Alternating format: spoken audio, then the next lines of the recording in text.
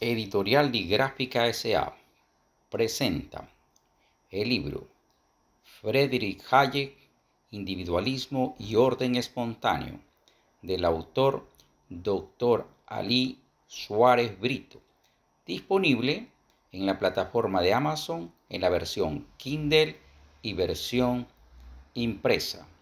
A continuación, el doctor Armando Urdaneta Montiel, autor del prólogo, hace la presentación del mismo.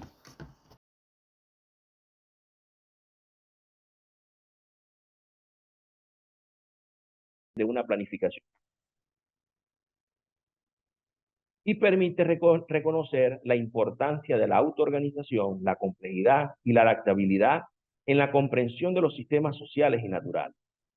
Este primer capítulo de la obra que hoy presentamos proporciona una base sólida para explorar las complejidades del pensamiento de Hayek y nos invita a reflexionar sobre la naturaleza misma del conocimiento y la organización social. Sin lugar a duda que este emocionante análisis continúa con un fascinante recorrido hacia lo que es el capítulo 2, donde se analiza la ontología del individualismo y su relación con la coordinación de actividades en las sociedades, tanto primitivas como contemporáneas. Se muestra que Friedrich Hayek, con su agudeza característica, ofrece una visión profunda sobre cómo la acción individual moldea la estructura misma de nuestra sociedad.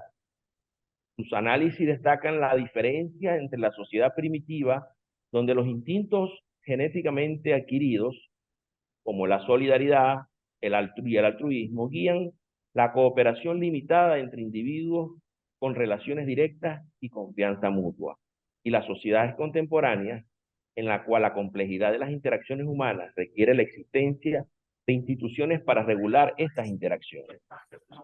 La limitada cantidad de miembros y la inmediatez de las relaciones en una sociedad primitiva facilitan la colaboración y la coordinación en la consecución de propósitos determinados. Esta cercanía en las relaciones permite una comunicación directa y una confianza mutua, elementos fundamentales para la planificación y ejecución de tareas específicas dentro del grupo. La ontología del individualismo invita a reflexionar sobre la esencia del ser individual y su relación con la sociedad. Esta se adentra en las características distintivas del individuo, ¿okay?, su papel en la sociedad y cómo sus acciones contribuyen a la formación y mantenimiento de estructuras sociales complejas sin necesidad de una planificación centralizada. Además, en esta obra nos encontramos con conceptos fundamentales como individualismo metodológico, que nos recuerda que la explicación de los fenómenos sociales parte del análisis de las acciones individuales de los agentes, y la praxeología, que se centra en el estudio de la acción humana, como base para comprender los fenómenos económicos y sociales. Por último, se explora la catalaxia, el estudio de los procesos de intercambio, competencia y coordinación que se desarrollan de manera espontánea en el orden social descentralizado, como el mercado. Este concepto nos sumerge en la comprensión de cómo los individuos, o a través de sus acciones descentralizadas y orientadas por sus propios intereses, contribuyen a la formación de un orden social complejo y coordinado. En conclusión, el capítulo 2 es un llamado a reflexionar sobre la naturaleza humana, la acción individual y cómo estas fuerzas moldean el tejido mismo de nuestras interacciones sociales. Finalmente, el tercer y último capítulo de esta obra ahonda en las profundas ideas filosóficas de la teleología del individualismo y el orden espontáneo, explorando conceptos que arrojan luz sobre los principios fundamentales que subrayan las estructuras políticas y sociales. Se comienza examinando la importancia suprema de la libertad individual en el orden político.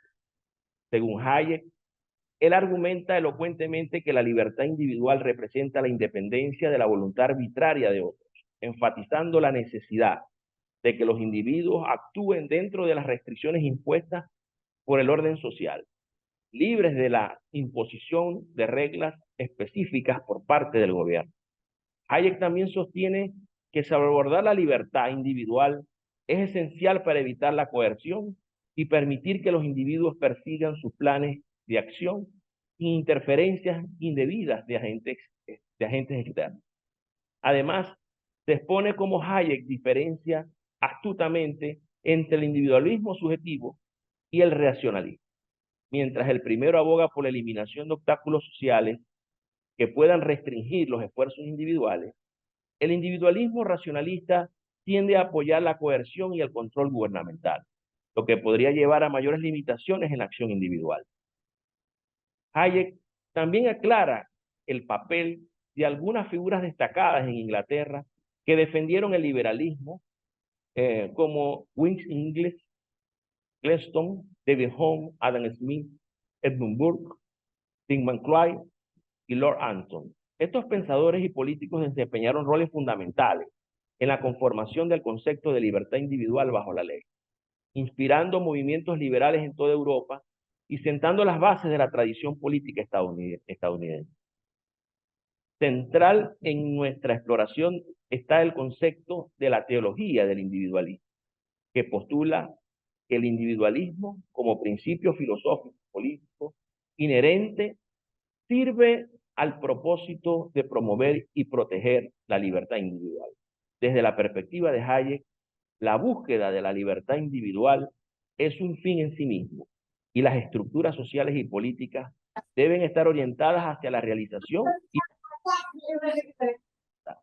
finalmente, en este tercer capítulo de la obra, se ofrecen ideas profundas sobre la teleología del individualismo y el orden espontáneo, iluminando el papel crucial de la libertad individual en la configuración de nuestro panorama político. Y allí se desafía a reflexionar sobre los valores que sustentan nuestra sociedad y nos inspira a luchar por un futuro donde la libertad individual reine supremamente. Los invitamos a la amena y profunda lectura de este libro. Gracias por acompañarnos. Muchas gracias al doctor Armando Urdaneta, quien es el autor del prólogo del mencionado libro. Bueno, a continuación vamos a conversar con el doctor Ali, que es el autor de este libro. Doctor Ali, bueno, publicar un libro académico demanda, yo diría, es un trabajo bastante complejo, que lleva muchos años de investigación. Entiendo que, por ejemplo, Hayek es uno de los principales representantes también de la escuela del liberalismo económico, de la escuela austriaca.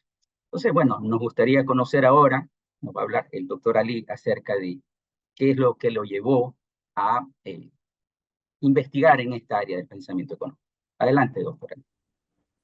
Bueno, muy buenos días a todos, complacido de estar acá y profundamente agradecido por su asistencia. Quiero manifestar también mi agradecimiento a todo el esfuerzo que ha dado grandes frutos de Vladimir Jaramillo y la editorial Bigráfica, también a la colaboración del profesor Armando Urdaneta. Y bueno, este libro fundamentalmente lo que hace es compilar, como lo digo en la presentación, una serie de trabajos que yo he venido realizando desde hace muchísimo tiempo. Claro, el libro está bastante condensado, hay material que tuvo que ser clasificado porque quería hasta cierto punto que el texto fuera lo suficientemente, digamos, amigable para que una cantidad importante de estudiantes lo leyeran y pudieran también encontrarse, como lo hice yo hace mucho tiempo, con estas nuevas ideas que supusieron para mí un cambio de visión muy notable. Yo diría, y aprovechando lo que ha mencionado Vladimir por acá, que yo comencé a explorar las profundidades del pensamiento austriaco por allá, por el año 2004. Estamos hablando de que ya son 20 años, en los cuales yo he tratado en la medida de lo posible de hacerme con muchísimo material de esta escuela y sobre todo de Hayek, porque fue el primer autor con el que yo me enfrenté. En este caso recuerdo, y eso se lo digo a manera de experiencia, que desde 2004 yo he venido dictando en varias universidades la cátedra de macroeconomía. Sin embargo, siendo profesor de macroeconomía, yo veía muchísimas falencias en el análisis macroeconómico tradicional. De hecho, al analizar muchísimo de los modelos que nosotros utilizamos, que es el de oferta y demanda agregada, que el ISLM, Yo lo veía desde un punto de vista teórico como algo muy útil para ver algunas relaciones entre variables, pero lo veía con muchísimas falencias para explicar los grandes casos que se presentaban en la economía, los grandes eventos, los grandes fenómenos. Coincidencialmente tuve la fortuna de tomar una monografía que se había publicado en un centro de divulgación del conocimiento económico que en Venezuela se dice que era una monografía de Hayek que se llamaba Nuestra herencia moral. Ese primer acercamiento allí, esa primera lectura, significó para mí un cambio de visión. Vi que los temas morales y los temas de otro tipo podían nutrir muchísimo a la ciencia económica y que allí era donde estaba, digamos, la explicación fundamental de los grandes problemas. Tratar de formarse una visión compleja, una visión abarcante, porque los reduccionismos no conducen a nada. Yo más adelante les voy a mostrar cuál es la posición de Hayek con respecto a esto, que podría decirse que es la misma posición de muchísimos de los teóricos de la escuela austríaca. Pero esa monografía para mí supuso un cambio de visión profunda. Ya después, mi primera lectura de los trabajos de Hayek, obviamente por mi dedicación al mundo de la macroeconomía y de la microeconomía, fue el libro de Precios y Producción, que es un libro que es muy ignorado, es inexplicablemente ignorado en las escuelas de economía, y es un libro que yo considero que debe ser de lectura obligatoria para todos nosotros para comprender la manera como se enlazan todos los problemas macro-micro, o cómo los problemas macro tienen fundamentos micro, y cómo en ellos subyace al mismo tiempo una teoría del capital que no la tiene, por ejemplo, el pensamiento keynesiano y algunas otras escuelas que vamos a mencionar más adelante. Y ese libro, repito, significó también que yo orientara ya mis cursos hacia una nueva visión, sin menoscabo de las otras, porque la idea es presentar dentro de los cursos de macroeconomía y dentro de los cursos de microeconomía una visión, digamos, global de todas las escuelas de pensamiento que hicieron un gran aporte a ello.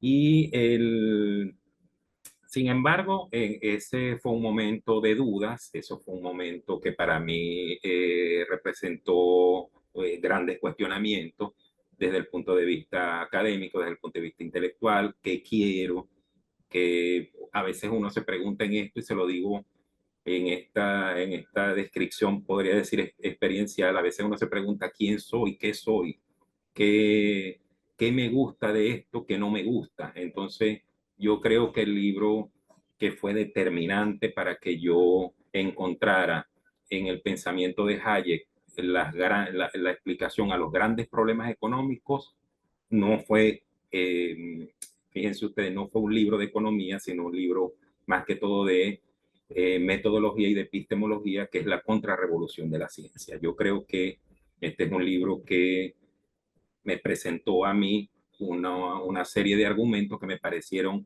incuestionables, y es un libro del que yo considero que no ha sido rebatido por ningún filósofo ni por ningún economista en vista de los argumentos irrebatibles que Hayek presenta allí. En ellos hace una distinción, como lo dijo Armando en su presentación, entre los métodos y el objeto de las ciencias naturales y de las ciencias sociales y de las ciencias humanas. Ya posteriormente, Hayek, no en ese libro, sino en, en otros, sobre todo después que conoce a Popper, asume otra posición, que ya es una posición un poco más monista, no distingue entre métodos para toda la ciencia. De modo pues que eso marcó también ya digamos, me dio a mí una visión y me dijo, no me dio una receta, obviamente, porque en todo esto también hay que ser muy crítico, hay cosas que uno comparte y otras que no, pero me presentó a mí, esta es la tendencia que debe tener la economía. La economía no es subsidiaria de ninguna disciplina y no es subsidiaria de otra ciencia. La economía es una ciencia principal y como ello se debe comportar. Utilizamos herramientas de las matemáticas, utilizamos estadísticas, utilizamos análisis del discurso, utilizamos toda esa serie de elementos, pero la economía no puede vivir de rodillas frente a la matemática, vivir de rodillas frente a la econometría, vivir de rodillas frente a la sociología, para nada. Es una ciencia con unas características especiales que la hacen muy compleja. Y esto es lo que nos dice Hayek también allí en la contrarrevolución de la ciencia. El grado de complejidad que tienen los órdenes sociales implican evitar reduccionismos a toda costa. Los reduccionismos de las posiciones socialistas, de las posiciones, por ejemplo, de los historicistas, de los colectivismos, de los socialismos de toda índole, de toda índole, del positivismo, de las utopías como la de Saint-Simon y Comte, es decir, muchísimas cosas que supusieron, repito, una reorientación total de mi pensamiento. Eso, yo diría la etapa de formación me llevó bastante tiempo. Yo en el libro incluso hago se lo dedico a mi hermano recientemente fallecido, Carlos Eduardo Suárez Brito. Yo le hice a él, le dediqué el libro porque fue la primera persona que me dijo, en algún momento tendrás que publicar algo sobre él, tendrás que compilar toda esa serie de trabajos porque en nuestras conversaciones siempre hablábamos de esos temas y él obviamente me dijo, fue el primero que me dijo esto, tienes que publicar algún día algo sobre él, algo donde se compile todo. De modo que estas son digamos, la trayectoria que yo he tenido dentro del pensamiento de la escuela austríaca, específicamente de Hayek, en la cual yo quisiera decir aquí también que no es que soy experto, porque, digamos, uno estudia muchísimo a un autor desde el punto de vista biográfico, desde el punto de vista filosófico, desde el punto de vista económico, desde el punto de vista ontológico, epistemológico, es decir, uno se va sumergiendo en las profundidades de su pensamiento, pero uno se da cuenta al final que uno conoce apenas una pequeña parte de la obra de estos autores que montaron grandes sistemas. Y Hayek tiene esta característica. Hayek es fundamentalmente el padre de un sistema, porque en filosofía cuando nosotros hablamos de sistema estamos hablando de un pensamiento integrado que abarca muchísimas áreas. Fíjense que, como vamos a ver más adelante en una presentación muy breve que traje para que la revisemos, Hayek básicamente hace contribuciones en la economía, en el derecho, en la sociología, en las ciencias humanas, pero también hay un libro que es fundamental dentro del mundo de la psicología teórica, que es el orden sensorial. Es decir, Hayek habla hasta de psicología, de los procesos de generación del pensamiento, cómo se forman las ideas, cómo se tratan, el mundo de las percepciones sensoriales, es decir, él hace contribuciones en diversas áreas, por eso es que, como les digo, esto es una lucha continua para ir enterándose de nuevas cosas, para ir encontrando nuevos hallazgos. No es conveniente, y se los digo a todos acá, que probablemente después van a tener la gratísima oportunidad de publicar sus libros, no es conveniente asumir una posición de que, mira, yo soy experto en esto, ya hasta aquí llegué, yo ya me sé todo, no, nada de eso. De hecho, estos son autores con más de 40, más de 45 libros de texto publicados y estamos hablando de libros de texto de 500 páginas, de 600 páginas. Entonces, digamos, hay que dedicarse a ello y evidentemente tomar eso y formarse un pensamiento, porque la idea es no tomarlo, como lo dije al inicio, como una receta, sino tomar las ideas y a partir de allí cuestionarse uno cuáles son tus creencias más profundas y a partir de allí construir un pensamiento propio. Yo me voy a permitir entonces compartir una pantalla para, bueno, tienen que habilitarme la opción para compartir. Sí, ya la vi, lo pongo como administrador, le pongo ahí. Sí, ya, ahí puede compartir. Listo.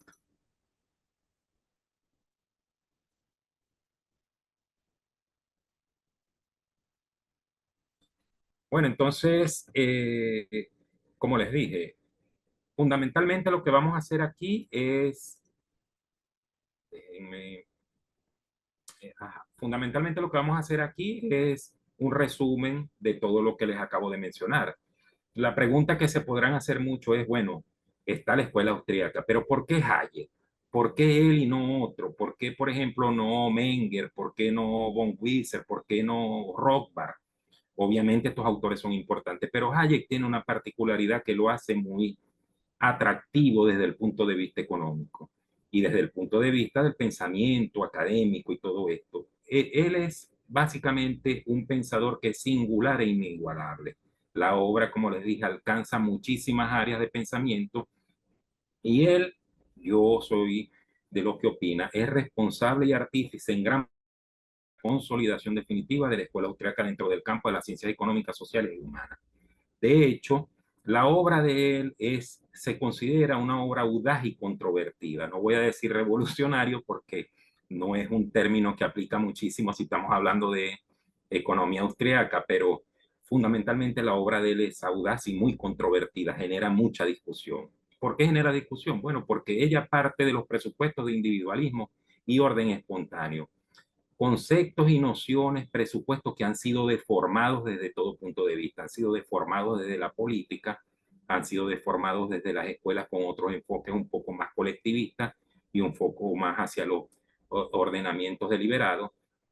Y en ese caso, él parte de esos presupuestos en un mundo que está enamorado de todo tipo de colectivismo y que está enamorado de la planificación de los ordenamientos deliberados o dirigidos. Entonces, que una persona en un mundo que a partir de los años 50 hacia acá ha abrazado el colectivismo y todo tipo de regímenes interventores, sean socialdemócratas, sean socialistas, sean comunistas, el que usted le hable que existe un orden que está muy por encima del orden creado, evidentemente eso va a generar una discusión enorme porque hay gente que no se la cree. De hecho, como vamos a ver también un poco más adelante, el individualismo muchas veces ha sido confundido, se trataran de dos conceptos que son básicamente sinónimos, pero en el libro yo creo que hago una revisión bastante detallada de este concepto para que ustedes se den cuenta que más que digamos, un término que denota algo, es una gran teoría. Entonces, las críticas de Hayek son siempre, están caracterizadas por ser abarcantes y se alejan de los reduccionismos. Esas críticas fueron tales y la rigurosidad teórica y metodológica de ellas fue tal que ellas fueron demoledoras para algunos sistemas de pensamiento como el mainstream o el neoclasicismo dentro de la economía, como el historicismo alemán, como el racionalismo constructivista, el positivismo, el keynesianismo y los socialismos de toda índole. Sin embargo, yo creo acá prudente hacer una acotación que las victorias que Hayek tuvo y la agudeza del pensamiento y de las contribuciones teóricas y metodológicas que él hizo no se corresponden con la inexplicable tendencia a ignorar sus obras, incluso dentro de las escuelas de economía. Usted, y me ha pasado muchísimo, usted visita una facultad de economía y va hasta una biblioteca y no se encuentra un libro de Hayek. Y hay 1000 de Keynes, hay 1000 de Marx, hay 1000 de otros autores que hicieron contribuciones teóricas y metodológicas importantes, pero que no tuvieron el grado de trascendencia que Hayek tuvo para la economía como ciencia propia, con características propias, con especificidades propias. Incluso dentro de las escuelas de economía hay se hace continuamente una afirmación. Bueno, Hayek es un filósofo haciendo economía. Eso es una afirmación totalmente traída de los cabellos. Hayek es fundamentalmente un economista. Y eso incluso tiene como contrapartida que en las facultades de filosofía se dice, bueno, es que Hayek es un economista tratando de hacer filosofía. Entonces, fíjense que Hayek fundamentalmente enfrenta un fuego cruzado desde todas partes. Pero lo que hay que decir acá es que este señor, en todas las contribuciones que hizo, se caracterizan por una rigurosidad y un alcance tal que ningún autor tuvo. En el caso de la economía, hay muchos economistas acá, y en el caso de los doctores en ciencias económicas, es muy bueno que sepan que las críticas que hizo Hayek a los desarrollos teóricos monetarios de Keynes fueron demoledoras. no dejó nada en pie del pensamiento keynesiano. Igual como no dejó nada en pie de los socialismos, continuando la obra de uno de sus maestros, que fue mostrando la inviabilidad desde el punto de vista del socialismo por producto de la imposibilidad del cálculo económico. Ahora, Hayek también representa para el liberalismo una de sus más fulgurantes figuras, una de las figuras más representativas. Él es importantísimo para llegar a las nuevas generaciones de economía, de los economistas, de los filósofos, que en su mayoría están formados bajo el predominio de los idearios keynesianos, neoclásicos y marxistas. De hecho, como les dije al inicio, una cantidad importante de estudiosos de las ciencias sociales llegamos a los connotados exponentes de la escuela austríaca es leyendo las obras de Hayek. Primero nos enfrentamos a él y eso nos abre paso hacia una nueva visión del mundo, y eso es lo que yo espero que en el libro ustedes al leerlo, perdón, tengan la capacidad de, repito, cuestionar todo lo que han aprendido, no desecharlo todo, porque cuestionar no significa desechar, sino entrar en un proceso reflexivo tal que implique formarse un pensamiento propio a partir de la obra de este singular autor. Estos son algunos de los libros más importantes que él ha publicado. Esto es un resumen. De Hayek podemos encontrar más de 40 textos de su autoría. La mayoría de los que menciono, la mayoría no, todos los que están acá están mencionados y están citados dentro del libro. Ustedes pueden profundizar él. El libro tiene la particularidad de que tiene muchas notas al pie, de que tiene muchas citas que permiten el contraste, permiten agregar ideas, algunos complementos, de modo que cuando Hayek dice algo por ejemplo, de Saint-Simon, o que dice algo de Marx, yo trato de ir a la fuente donde Hayek obtuvo eso para hacer las debidas acotaciones, para entrar en un verdadero contraste. Entonces, desde el punto de vista económico, repito, pienso que el libro Precios y Producción es un libro fundamental. Creo que ese libro está a la altura de muchos clásicos y de muchos tratados de economía.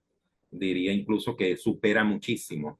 También están las vicisitudes del liberalismo, la contrarrevolución de la ciencia, que es fundamental para los que estamos dentro del mundo también de la filosofía, porque allí se hacen muchos aportes desde el punto de vista epistemológico. También tenemos Derecho, Legislación y Libertad, un libro importante sobre todo también para comprender la manera en la que se dan las distintas leyes, marcos legales, la importancia del Estado de Derecho dentro de distintas formas de orden social.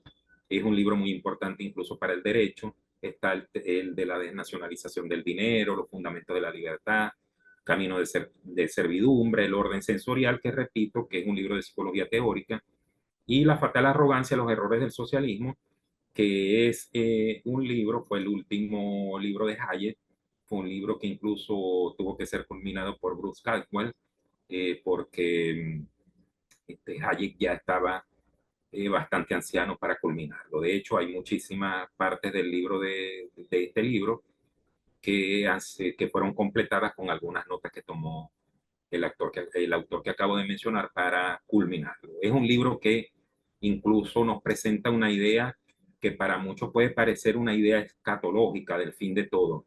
Es que Hayek nos dice que si el mundo sigue el rumbo que lleva, abrazando regímenes socialistas y comunistas de todo tipo, está condenado a su extinción total. Digamos, está condenado a su finalización. Bueno, ¿de qué trata el libro? Bueno, el libro fundamentalmente es una compilación de trabajos reeditados que nos permiten analizar las nociones de individualismo y orden espontáneo como elemento central de la filosofía económica de Hayek. La argumentación que hago en el libro se basa en la revisión de los fundamentos epistemológicos, ontológicos y teleológicos del pensamiento del autor. Para ello empleo un procedimiento hermenéutico documental que facilita el análisis y la interpretación de los textos. De hecho, como hago la revisión de esos fundamentos epistemológicos, ontológicos y teleológicos, el libro está dividido de esa manera por capítulos. El primer capítulo está relacionado con la epistemología del individualismo y el orden espontáneo, el segundo con la ontología y el tercero con la teleología. Aquí quiero hacer una acotación porque incluso eso es algo que discutí con algunos compañeros filósofos cuando estaba y con algo, licenciados en filosofía o profesores de filosofía, cuando estábamos en esa discusión de cómo iban, como las recomendaciones que me daban, cómo conformar el libro, qué debía consultar, qué debía hacer.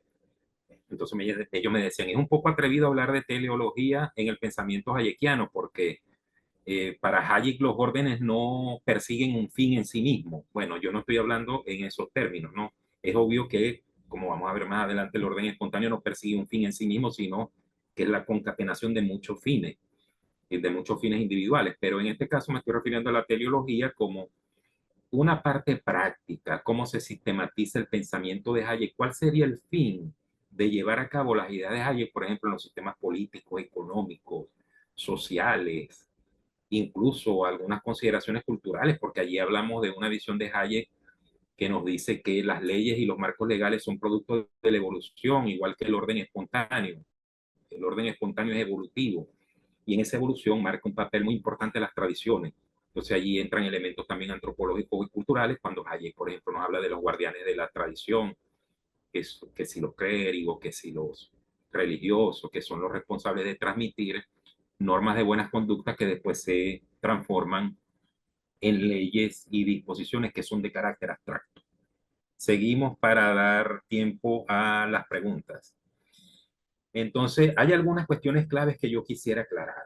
El individualismo, cuando Hayek habla de individualismo o cuando en general hablamos dentro de la escuela austríaca de individualismo, estamos hablando de egoísmo, no. Y en el pensamiento de Hayek mucho menos. De hecho, el individualismo se concibe como una teoría social que explica la forma como los individuos actúan y cooperan en un orden espontáneo. En este caso, fíjense que no hay nada más alejado de la realidad que decir que el individualismo es fundamentalmente una especie de egoísmo. Ahora, en este caso, y eso queda claro también en el libro, un hombre aislado, atomizado, relaciones sociales aisladas, un hombre atomizada, perdón, un hombre aislado y egoísta está condenado al fracaso porque no interactúa y está condenado al fracaso no solamente en los órdenes espontáneos de la actualidad, sino incluso en los ordenamientos dirigidos de las sociedades primitivas. Por ejemplo, un miembro de una tribu no podía ser egoísta. Ahora, el hombre se comporta de una forma distinta en las sociedades actuales porque él colabora, coopera, interactúa, pero no está en la capacidad de sopesar o de valorar cuáles son los resultados de la actuación que él tiene, como si la tenía allá en los ordenamientos, por ejemplo, de la tribu. En la tribu él sabía que él cazaba, él sabía que si dejaba de cazar la gente no comía. Aquí, por ejemplo, si usted en los ordenamientos actuales, si usted se enferma y no va a trabajar, obviamente eso tiene un impacto económico, pero usted está en la imposibilidad técnica porque no conoce todas las condiciones objetivas de la situación, cómo va a impactar eso en la economía, cómo va a impactar eso en su entorno más inmediato o cómo va a impactar eso incluso en la sociedad o en el entorno social que usted tiene a su alrededor. En el libro repito, en todos los capítulos pongo los elementos fundamentales del individualismo que lo plantean, repito, como una teoría, no como una metodología, aunque la contiene. El individualismo contiene una metodología propia que se describe muy fácilmente en el libro y que se describe de una manera muy amigable, pero es fundamentalmente un enfoque, una teoría social. Cuando hablamos de orden espontáneo, el orden espontáneo es un desorden sin ley, es decir, es lo que algunos teóricos de otras escuelas dicen, bueno, eso sería la ley de la selva. No, no es así. El orden espontáneo fundamentalmente es propio de las sociedades actuales. Es un orden que existe más allá de lo que piensa el planificador. Es un orden que existe más allá de lo que pensemos todos nosotros. Por ejemplo, yo voy a poner el caso de mi país, de Venezuela. En Venezuela evidentemente existe un orden de las cosas que está dirigido desde una autoridad central, pero sobre él está otro orden que no admite ningún tipo de control. Es un orden que es propio de la evolución que nosotros tenemos como sociedad, de la interacción que nosotros tenemos como individuos. como digo allí, se trata de un orden que es producto de la evolución de las sociedades civilizadas. Por lo tanto, se enfrenta a la noción de orden deliberado como el de las sociedades tribales o como el que se pretendió en algún momento instaurar e implantar en Cuba, como el que se intentó instaurar en la Unión Soviética, como el que se intenta instaurar en Corea del Norte, que como en apariencia las cosas funcionan, pero por dentro subyacen una fuerza que la misma gente que sufre esas calamidades sabe que son ordenamientos que solamente cumplen los propósitos de un planificador central o que sufren o que cumplen con los propósitos de un tirano. Entonces, en ese caso, allí hay que hacer esa distinción y en el libro, repito, sobre todo en la parte de la teleología hay una distinción entre cosmos y taxis, hay una distinción entre nomos y tesis que nos va a permitir a nosotros ver de manera profunda cuál es esa distinción fundamental. ¿Qué encontraremos en el libro? Bueno, en el libro encontraremos, repito, todo eso seccionado por capítulos. Veremos que en el primer capítulo, de esto le voy a hacer un repaso bastante rápido para que tengamos la posibilidad de conversar. En el caso de la epistemología hayekiana y complementando con las palabras que agradezco del doctor Armando Urdaneta al inicio en la presentación, esta epistemología hayekiana, fundamentalmente los aspectos que están allí son el enfrentamiento de las ciencias naturales versus las ciencias sociales. Yo diría que eso es para el primer Hayek. El primer Hayek hacía esa distinción. Es decir, en él existía un tipo de dualismo metodológico.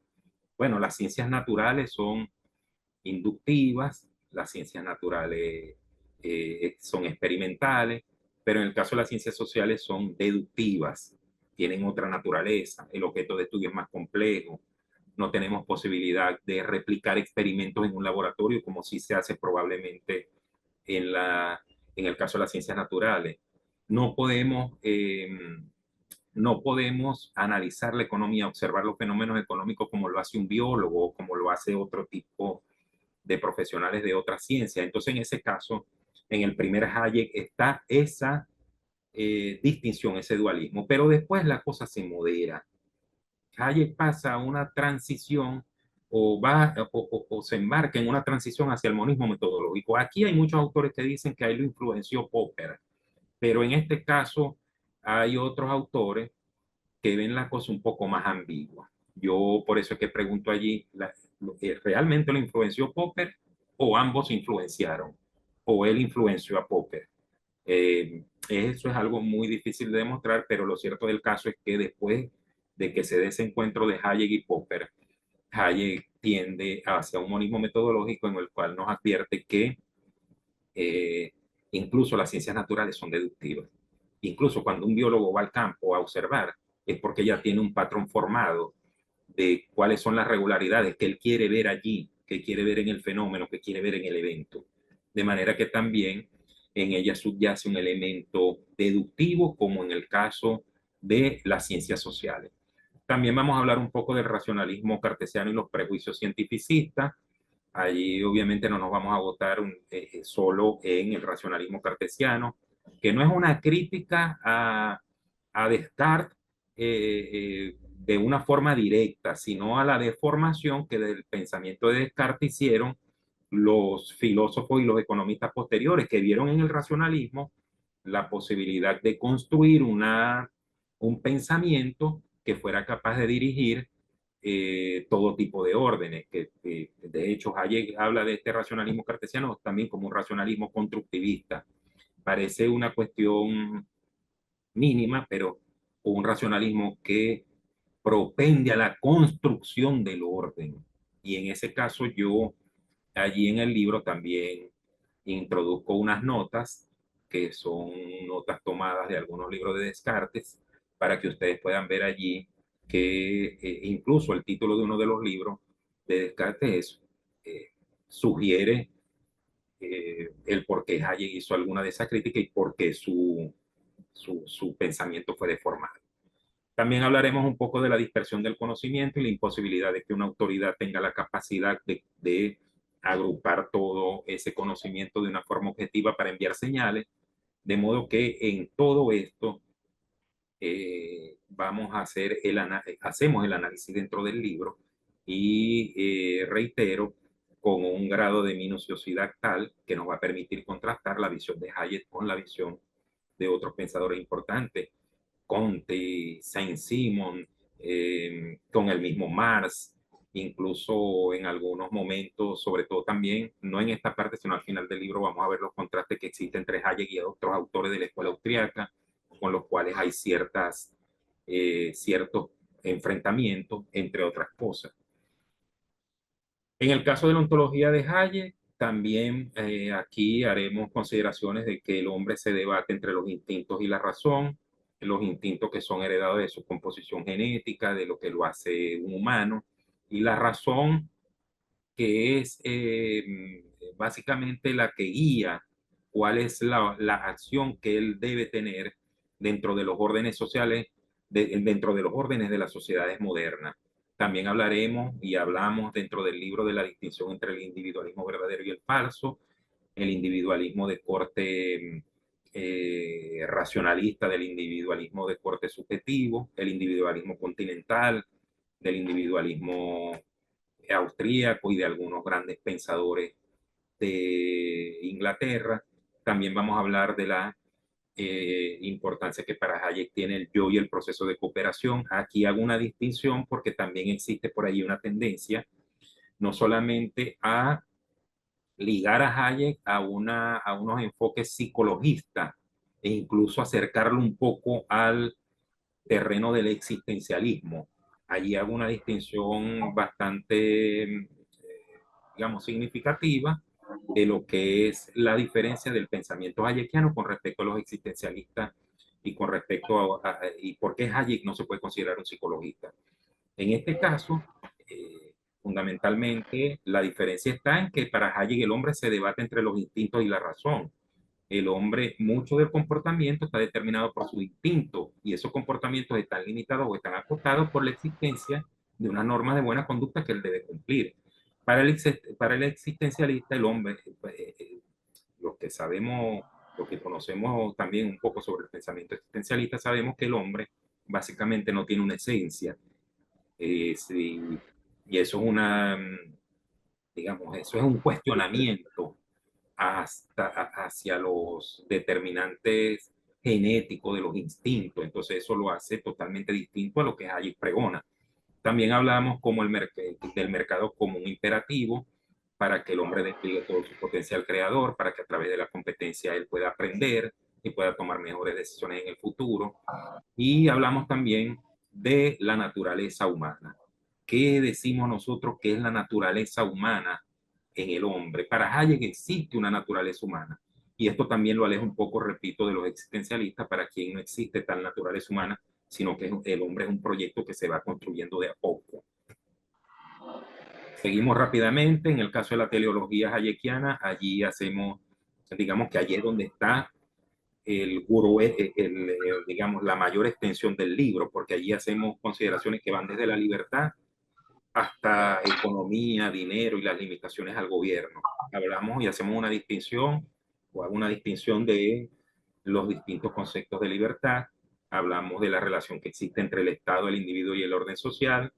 Allí también distinguimos entre el cosmos y taxis, la taxis como un ordenamiento deliberado y dirigido y el cosmos como un orden espontáneo. Y en ese caso también allí subyace otro análisis, que es el análisis de los nomos, que son las leyes de los cosmos, de los órdenes espontáneos, y las tesis, que son los mandatos impuestos por los planificadores o por los tiranos en este caso, ¿no?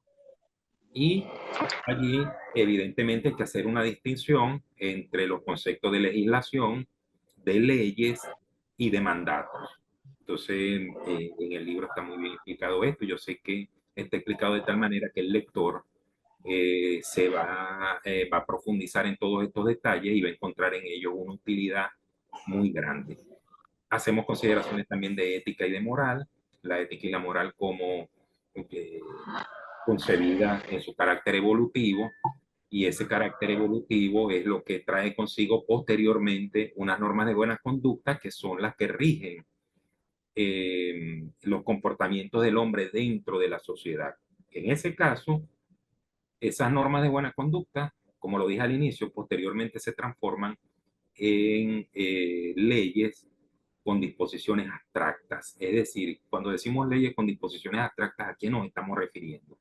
Nos estamos refiriendo fundamentalmente que son leyes que no están concebidas para privilegiar un pequeño grupo o para castigar a otro, sino que son leyes concebidas para que abarquen una gran cantidad de casos por igual, que sean capaces de responder a distintas situaciones ante distintos condicionantes o ante distintos puntos que en ellas subyacen. Hablamos también de las implicaciones de la acción humana y finalmente hacemos, porque hablar de Hayek es hablar también de economía. Hablamos de algunas contribuciones que él hizo en materia monetaria, de ahí extraemos un poco algunos elementos de su libro Precios y Producción y también de la teoría del capital, donde hablamos de la estructura intertemporal, de la importancia del alargamiento o del digamos, cuando se estrecha la estructura intertemporal ante la acción de los bancos centrales o ante un aumento en el ahorro. Entonces, todos estos elementos están allí y nos van a permitir, nos permitieron en el libro dar una conclusión que nos presenta a Hayek como un pensador que sí tiene sus contradicciones una que otra vez, pero que son propias de la evolución que él tiene como teórico, pero que no los presenta como una persona totalmente congruente, como una persona que traza o fundamenta su visión o su teoría desde el punto de vista epistemológico y ontológico y teleológico, y eso alcanza todas sus actividades más específicas, en este caso como el de la economía. En la economía allí se mencionan algunas cosas que son siempre bastante llamativas para algunos compañeros. De hecho, aquí he visto que están conectados algunos estudiantes, algunos doctorandos a los que yo les he hablado de esto. Allí se menciona, por ejemplo, el convencimiento de Hayek de la necesidad de eliminar los bancos centrales, también de su adhesión a la libertad bancaria, también a la posibilidad de que los bancos comerciales emitan dinero. Entonces, en este caso son, como les dije al principio, son algunos argumentos audaces, bastante controvertidos, que generan siempre este tipo de discusión y que yo les he querido mostrar en el libro para que precisamente tenga ese impacto. Ahora, ¿por qué es importante entonces leer el libro? Vamos a dejar unas reflexiones finales leyendo solamente 2 párrafos para entrar en una discusión acá y contestar preguntas. Bueno, Hayek es un autor que invita a poner los pies en la tierra, sin caer en el reduccionismo. ¿Por qué digo esto? Bueno, yo lo digo, esto lo extraigo de una parte del libro en el sentido de que en Hayek hay muchas críticas, no solamente desde las escuelas del pensamiento que están en el frente, sino dentro del mismo seno de la escuela austriaca. Por ejemplo, dentro de la escuela austríaca existe un ala muy dura, que es el ala de los anarcocapitalistas. Hayek básicamente es un minarquista, es un liberal minarquista, pero hay unos que son libertarios anarcocapitalistas, otros son paleolibertarios que tienen una visión totalmente distinta, que comparten algunos puntos del pensamiento hayekiano, pero que lo quieren llevar a su máxima expresión, suprimiendo el Estado de todo tipo de actividades económicas, sociales, políticas, entre otros. Por eso que yo digo aquí, Hayek nos invita a poner los pies en la tierra. Y eso no significa que Hayek esté haciendo una concesión a la intervención estatal y a la planificación. Él nos está diciendo, bueno, si el Estado existe, como seguramente va a existir, y va a existir por muchísimo tiempo, lo que tenemos que hacer es limitarlo al máximo y que él garantice algunas actividades para las cuales él sí puede funcionar correctamente y que no son la de intervenir en los mercados, la de tener empresas, la de decirle, por ejemplo, a los agentes económicos qué es lo que tienen que hacer, qué es lo que tienen que comer, cuánto deben ahorrar, qué es lo que deben producir. Nada de eso. El Estado está para otras cosas. Y en este caso yo lo acompaño porque hay algunas cosas que incluso he comentado con el doctor Armando Urdaneta y con otros compañeros que también estamos dentro de este mundo de las ideas de la escuela austríaca, hay elementos importantes que todavía no han sido resueltos, que, por ejemplo, el tema de la seguridad, el tema de la defensa, el tema de la protección de los ejércitos, en una, y por eso es que les digo, de repente yo evoluciono en mi pensamiento y de aquí a 10 años estoy hablando de anarcocapitalismo, pero entonces mi pregunta es, en una situación de inexistencia total del Estado, ¿quién garantizará la seguridad y la defensa y el tener un ejército para evitar invasiones? Eso es un tema que está allí, que lo estamos discutiendo. Algunos anarcocapitalistas dicen, bueno, sí es posible a través de empresas privadas y todo esto, pero creo que por eso es que digo que Hayek a veces invita a poner los pies sobre la tierra y nos dice, bueno, hay cosas que el Estado tiene que mantener si va a seguir existiendo. No creo, porque Hayek no podía vivir 200 años o 250 años. De repente ya a la luz de nuevos desarrollos lo hubiese podido cambiar de opinión, pero creo que Hayek murió,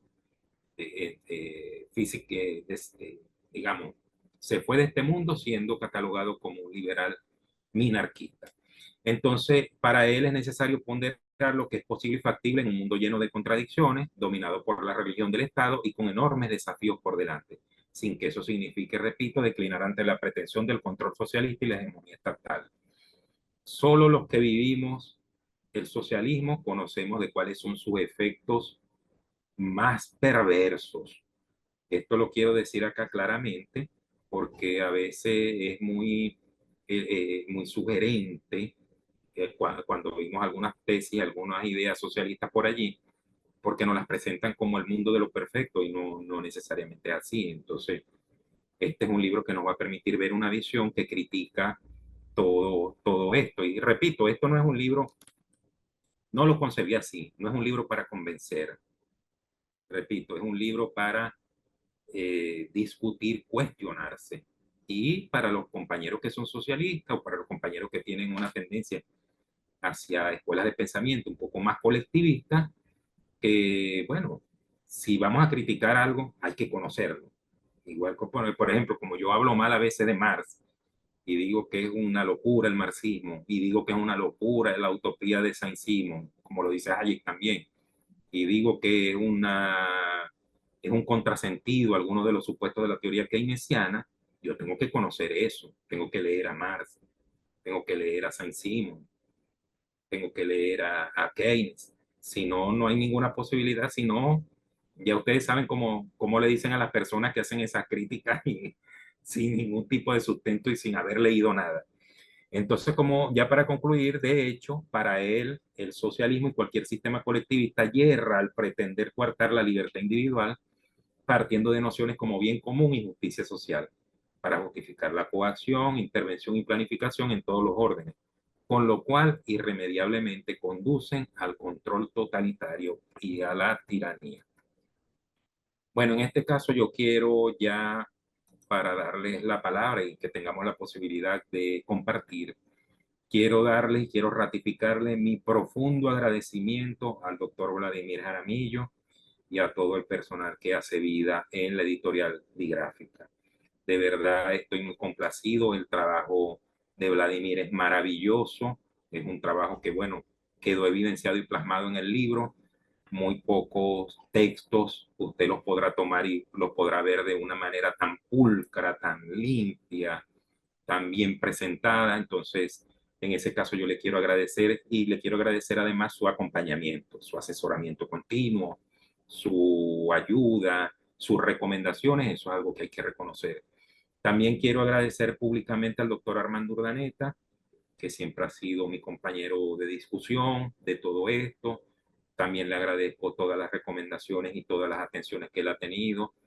Quiero agradecer también a tres personas que lamentablemente no están acá, que son el doctor Edison Carrillo, la doctora Janet Rincón Leal y la doctora René Hernández de Covis, que fueron básicamente los pares evaluadores de este trabajo, que fueron los que determinaron la pertinencia para que este trabajo se publicara y se divulgara en todos los niveles académicos. Yo pretendo eso, yo pretendo que este libro sea para muchos el abreboca y el comienzo para forjarse una nueva interpretación del mundo.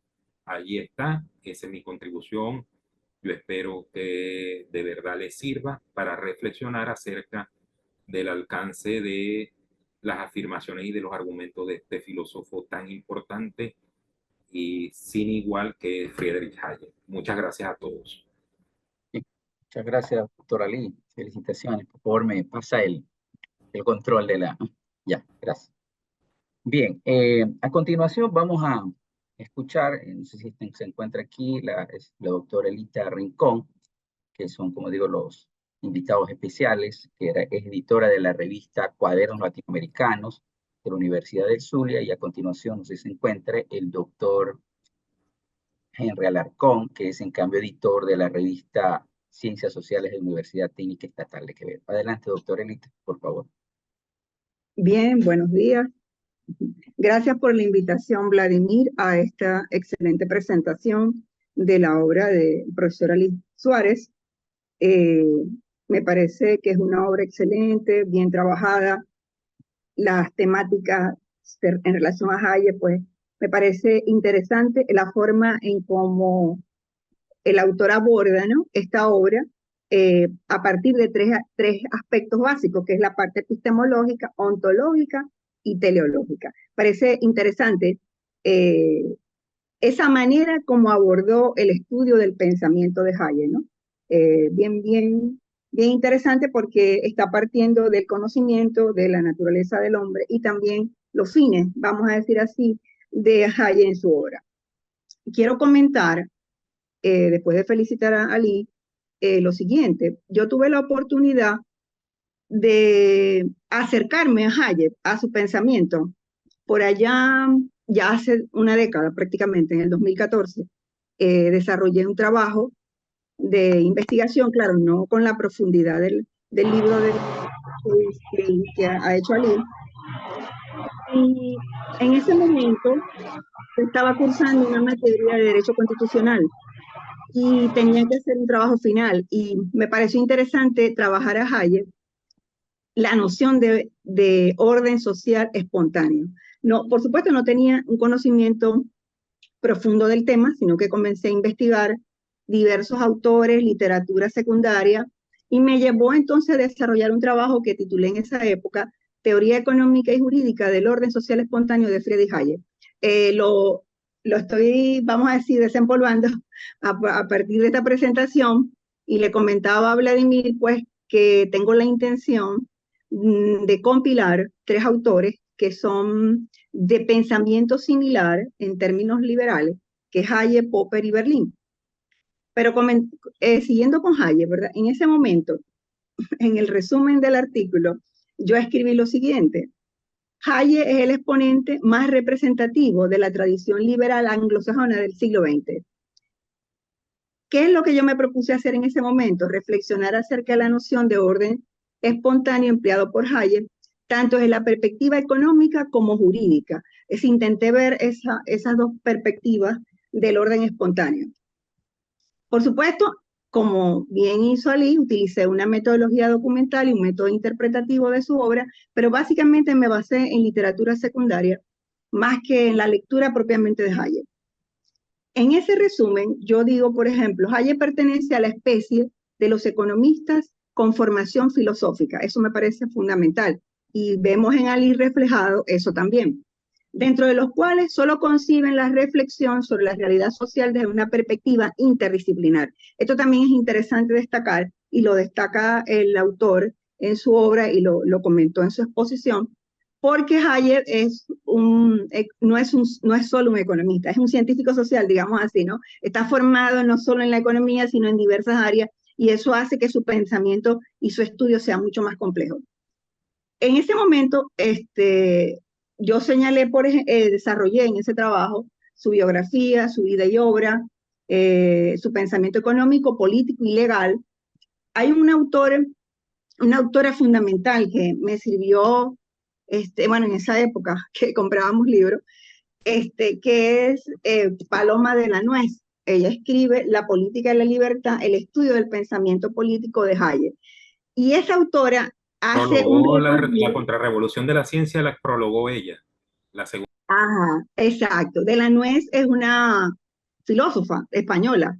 Es muy interesante esta obra que escribe Paloma Delanoës y hace ese análisis del pensamiento político de Hayek, ¿no?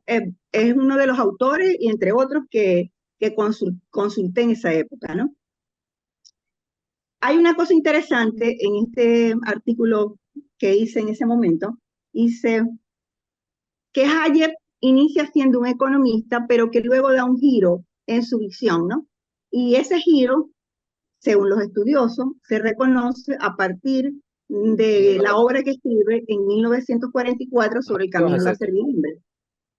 En esa obra es donde él plantea la clara defensa a la economía del mercado y a los presupuestos básicos del liberalismo clásico. Esto parte de Vallespín, que también esta obra de Vallespín, de Historia de la Teoría Política, hace un análisis de diversos autores liberales, entre estos tres que estoy comentando, que pienso escribir el libro, compilar el libro sobre Hayek, Popper y Berlín. En una primera etapa, Hayek, sus preocupaciones son problemas de tipo económico, como bien lo señaló Ali, los ciclos y las fluctuaciones industriales, el debate acerca del cálculo económico en el socialismo, la crítica a la revitalización de las ideas o de las teorías de su consumo de Keynes. Y eso culmina en su obra La teoría pura del capital. Pero Hayek posteriormente va a pasar a ocuparse de otros temas más de índole político, donde escribe la obra que dije, de Camino a la servidumbre, los fundamentos de la libertad, la ley, la legislación y la libertad, que autores consideran que son los tres hitos más importantes de su evolución en el pensamiento político y jurídico. Entonces, en este recorrido que yo hago en este trabajo, que no, por supuesto, no voy a detallar, hay un autor hay un autor que se llama Les Snob, que escribe, digamos, sobre la filosofía política del siglo XX y estudia a Popper y a Hayek, por ejemplo.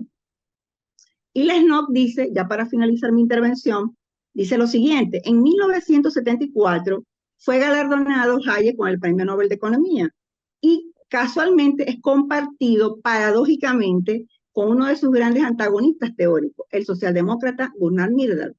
Dicho premio fue otorgado no tanto por, dice Les Snob, en el 2001, no tanto por sus contribuciones a la economía técnica, sino por el reconocimiento a su defensa filosófica del capitalismo liberal. Dice este autor, 15 años más tarde, el colapso del socialismo en el modelo soviético le otorgó antes de su muerte el estatus de profeta. Dice Les Snob en sus estudios, en sus análisis, que era considerado un paria, pero que luego con esta transformación va a pasar de paria a profeta y fue la recompensa por 50 años de inamovible constancia teórica. Eso también lo acaba de destacar Ali. Es decir, él fue constante en su visión y en sus argumentos durante toda su vida. Y hay otra cosa importante que vamos a destacar aquí ya para finalizar. 3 trabajos entonces desarrollan esos postulados, dice Les Snob, de teoría social. El controvertido, por supuesto, Camino a la servidumbre, el de Fundamentos de la Libertad, el de Ley, Legislación y Libertad. Y una de las últimas obras que ya comentó Ali, que es La fatal arrogancia, los errores del socialismo, es la última obra que escribe ya casi con 90 años. Y que, dice Les Snob, constituye el testamento intelectual y en cualquier caso una especial lúcida recapitulación de toda su obra. Hayek muere el 23 de marzo de 1992 viviendo prácticamente todo el siglo XX. Entonces, hacer un análisis de este autor que vivió durante todo el siglo XX, que pasó por la Segunda Guerra Mundial y por todos los fenómenos económicos políticos de esa época, es bien interesante. Por eso felicito a Ali el haber dispuesto, después de haber hecho todos esos trabajos que me imagino fue compilando en el tiempo de Hayek, y lograr entonces publicar el libro, o sea, decidirse a publicar el libro, porque esto también es un trabajo arduo, ¿no? A partir de todas las ocupaciones que todos tenemos. Pero sí, en algún momento uno debe proponerse a publicar sus obras. Entonces, invito al resto de los participantes aquí a continuar ese legado, ¿no? De hacer estos estudios de autores fundamentales, como bien lo hicimos el año pasado sobre los premios Nobel de Economía, donde allí logré que el equipo de estos 18 participantes hicieran ese recuento de cada uno de estos autores. Ese es parte del trabajo que debemos hacer como economistas y cualquier profesional en el área de las ciencias sociales. Bueno, si alguna pregunta. Muchas gracias, doctora Elita. Bien, no sé si el doctor Henry Alarcón quiere comentar, porque como le había dicho, eran invitados especiales de revistas académicas científicas de dos universidades importantes, una de Venezuela y otra de Ecuador, que también la idea es que también eso es una parte del trabajo de investigación, que es las publicaciones a través de este tipo de revistas. No sé si el doctor Henry quiere decir algo. Escuchamos. Buenos días, doctor Vladimir Jaramillo. Buenos días a todos los presentes. Bueno, en calidad de director o editor técnico de la revista Ciencias Sociales, la Técnica Estatal de Quevedo, no me queda más que felicitar al doctor Ali Suárez por esta formidable producción científica, trabajo de muchos años, que seguramente va a ser una gran contribución a la ciencia y a la teoría económica. También felicitar a la editorial Bigráfica, en la persona del doctor Vladimir Jaramillo, por hacer el trabajo, por concepto de publicación. Nosotros, al llamado de Vladimir, hemos hecho pues una invitación a colegas y estudiantes. Desafortunadamente, hoy es un día de asueto y obviamente no se pudo contar de pronto con estudiantes, con un foro importante, por supuesto, de docentes, para conocer y para discutir profundamente esta temática que me parece interesante. No obstante, bueno, ya está la publicación y los comentarios que se han escuchado brevemente y la exposición magnífica del doctor Ali. Yo creo que va, como él lo dijo en sus expresiones finales en esta presentación, va a ser un abreboca y va a presentar, pues, ¿no es cierto?, nuevas herramientas para el análisis de esta actuación individual o actuación colectiva que es la que prima en la sociedad actual. En todo caso, mis felicitaciones y éxitos en futuros trabajos para el doctor Ali y también para la editorial Bigráfica. Buenos días y saludos a todos. Muchas gracias, doctor Henry. Bien, en todo caso vamos a dar paso, no sé si quien quiere puede levantar la mano para si quiere expresar algo. Al final una pregunta, vamos a dar paso unos 10 minutos de horas del tiempo, porque está previsto más o menos una hora, porque pues ya algunos tienen que hacer algunas actividades, como decía, es verdad. En Ecuador acá es un día, es 24 de mayo, es un día, es un feriado nacional y realmente valoramos que muchos hayan dedicado un espacio de su tiempo para este evento, ¿no?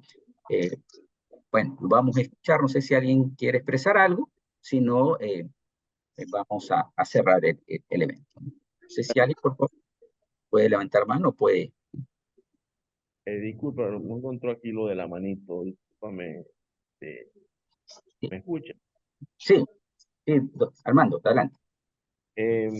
Quería, para los que nos están escuchando, la cuestión es que hay unos conceptos fundamentales que los jóvenes están iniciándose en el campo de la investigación de la ciencia económica, que es el concepto de la praxeología, el concepto de la catalaxia, a que están integrados al concepto del individualismo metodológico, ¿no?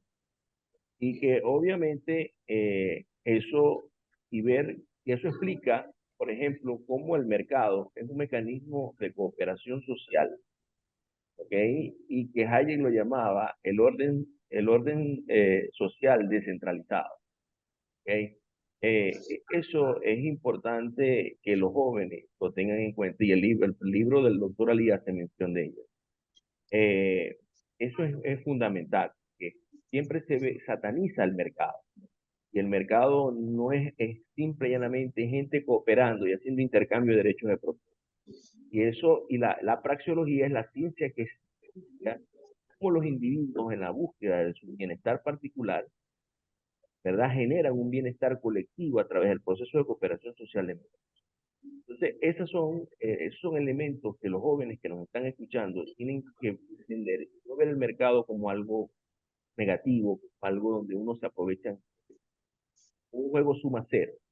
No, cuando alguien intercambia es porque hay un proceso de ganar-ganar, ¿ok? Porque yo estoy satisfaciendo las necesidades y viceversa. Entonces, eso es una de las cosas que nosotros tenemos. Bien, gracias Armando. Vamos a dar paso ahí al economista Víctor Alvarado Perrín. Tiene levantado la mano, tiene alguna pregunta, por favor adelante, o si quiere expresar algo, lo puede decir, ¿no? Hola Vladimir, muy buenos días. Un gusto participar de este evento tan importante y en particular, más allá de que no estoy tan joven, ¿verdad? Decía algo el doctor respecto a que está bien para los jóvenes. Me parece excelente la charla desde ese punto de vista y de esa opinión. Creo que, como ya se ha dicho muchas veces, el mundo es de los jóvenes. Pero más allá de eso, estamos viendo a nivel de América Latina un fenómeno bien curioso. En Argentina tenemos un presidente que es este señor doctor Javier Milei. Él es prácticamente autodefinido como libertario, que es más o menos la casilla en la que se ubican todos aquellos que son partidarios de la escuela austríaca. Desde ese punto de vista, llama la atención, al menos a mí, que Milei haya ganado en Argentina, siendo que era prácticamente un descartado. Sin embargo, terminó siendo el presidente más votado de Argentina en estos últimos 40 años, según dicen, ¿verdad? A pesar de que es claro en entender que él no está a favor de hacer que el pueblo viva de subsidios o de ayudas que no le permiten crecer. ¿Es este un patrón particular y único de la escuela austríaca o es un concepto que en economía pudiera ser aplicado más allá de la misma? Esa es la pregunta que me gustaría entender si hay alguna opinión al respecto. Bueno, sí, muy buenas preguntas porque me permite a mí hacer una distinción importante. Dentro de la escuela austríaca no hay solamente libertarios.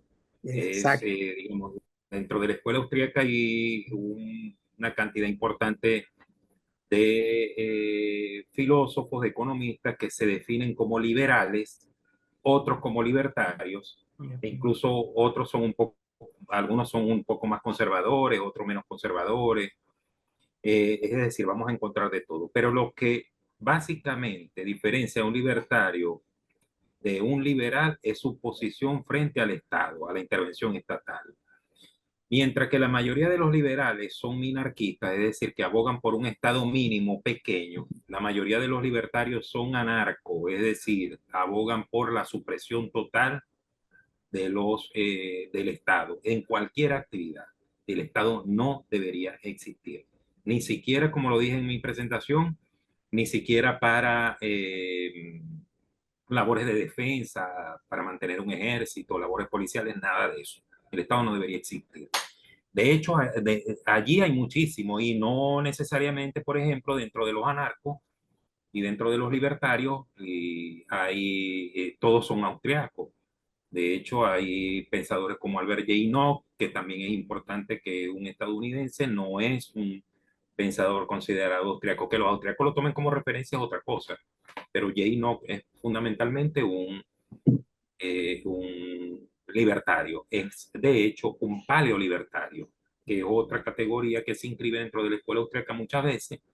Los paleolibertarios son fundamentalmente hombres de tradición, hombres de conservadores, como uno de los paleolibertarios, uno de los paleos es el profesor Miguel Ancho Bastos, que es bastante famoso en España.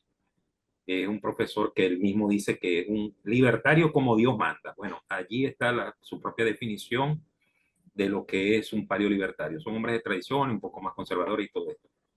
En el caso de Hayek, Hayek es un liberal minarquista, no es un conservador. De hecho, él tiene un ensayo publicado que se titula así, ¿por qué no soy conservador?